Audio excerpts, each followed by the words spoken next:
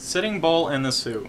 Do you know which Native American group called their horses big dogs and never made a decision without first smoking a pipe? The Sioux, one of the largest Indian groups in the Western Hemisphere, was a huge faction that the U.S. Army had to overcome on its goal of westward expansion. However, this was no easy task. As a whole, the Sioux population numbered 25,000 before the conflict with the U.S. government started. Sitting Bull, a well-known Sioux, was an imperative leader for the Indian tribes, played no small part in resisting U.S. government actions. Overall, there were three main Sioux governments. They were divided by historians into the Santee, Yankton, and the Lakota. The Santee migrated from the southeast region of the United States. The Santee River in South Carolina was named after this Native American group, hinting that they were the main inhabitants before they were forced to move west by the musket-wielding French and British. The Yankton were a relatively small part of the Sioux Nation, but were still a formidable presence to any western settlers. The Lakota branch of the Sioux only came about after they were introduced to horses by the Cheyenne.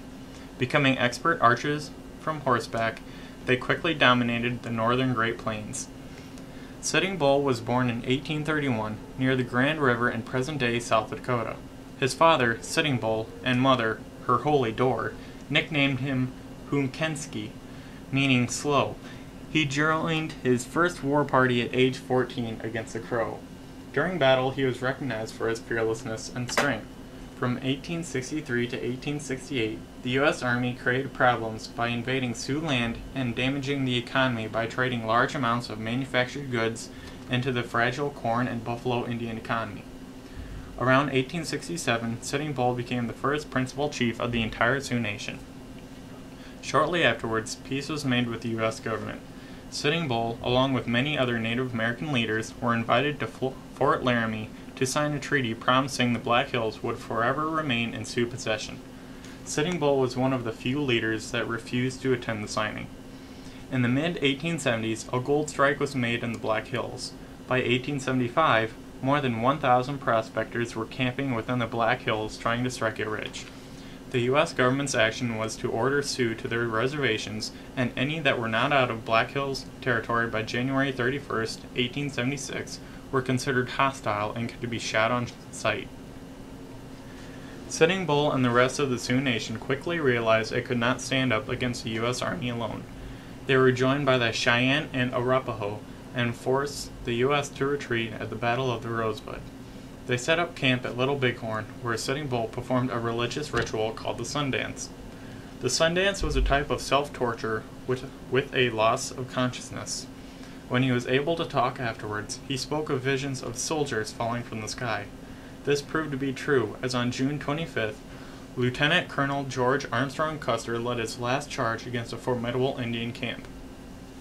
At the end of that day, Custer, along with 200 of his best men, were dead. Sitting Bull first thought that the U.S. government would leave him alone after this, but he was quickly proven wrong. As fierce fighting between the two forces continued, many of his followers surrendered. As for Sitting Bull, he left a note to pursuing soldiers one day. The note read, "You scare all the buffalo away. I want to hunt in this place. I want you to turn back from here. If you don't, I will fight you again." In 1877, Sitting Bull escaped into Canada with his followers. Within 4 years, he surrendered because of famine. He was held a prisoner of war for 2 years before being sent to Standing Rock Agency in North Dakota. He joined Buffalo Bill's Wild West show in 1855 and traveled the U.S. and Canada. When Sitting Bull returned to the reservation in 1889, many of the natives had started a new religion called the Ghost Dance. They believed that a great Indian savior would come and rid the white man from their lands. Because of this religion, police placed Sitting Bull under arrest on December 15, 1890 as a precaution. On his way to prison, however, a band of his warriors tried valiantly to rescue him. During the fighting, Sitting Bull was shot and killed. He was buried at Fort Yates, and in 1953, his bodily remains were moved to Mobridge, South Dakota, where he still rests today.